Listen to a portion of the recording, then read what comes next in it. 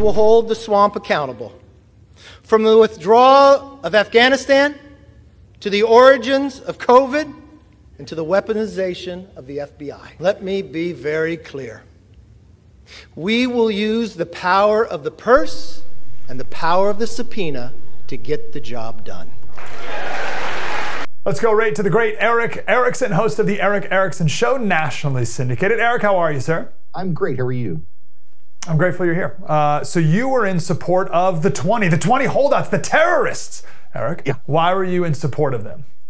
Well, I understood it had an inside window into what was happening behind the scenes, but also I fundamentally trust Chip Roy over most members of Congress. And if he tells me it's a fight worth having, then to me it's a fight worth having.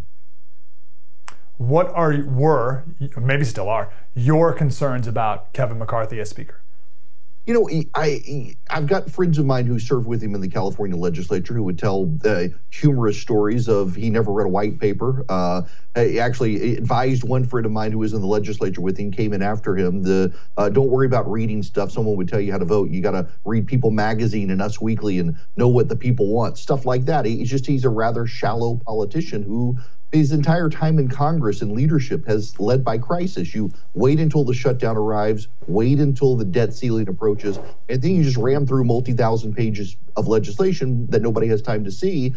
And that's really not the way to govern, which is one of the reasons these conservatives knew they could wait until the last minute to pick this fight, because that's how Kevin operates, and they played him with his own weakness. Interesting, because I was wondering, how could he not have wrapped this up well before the first day of voting, which speaks to his leadership ability as well. But you're right, you think maybe those 20 knew that and held out to the very end. Yeah, look, they approached him I very reliably right after the election, and he didn't want to talk to him, and they kind of figured out what's going on. Kevin McCarthy's leadership style has always been to wait until the very end and then demand what he wants and know everyone falls in line. And this time they chose not to, and they knew that's what he was doing, and they took advantage of it. Smart. Why do you think he was the only Republican to step up? How has he been able over the years to garner the support where the 200 didn't even propose any other name?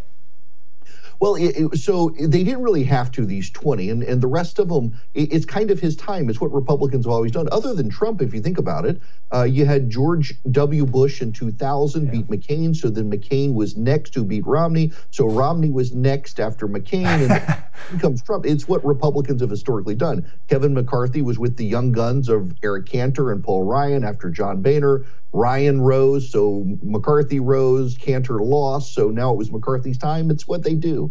Hey, thanks for watching that clip. I love these specials that we do where they're exposés on people. We've done them on Putin, we did them on Nancy Pelosi, this one is on Kevin McCarthy. Like, who are they? We hear the media talk of them and about them, but who are they? I love to go back to their childhood, their motivations, figure out what makes these people tick. And for McCarthy, it helps us better hold his feet to the fire for these next 2 years. So if you want to hear our whole special, it's available on thefirsttv.com/support.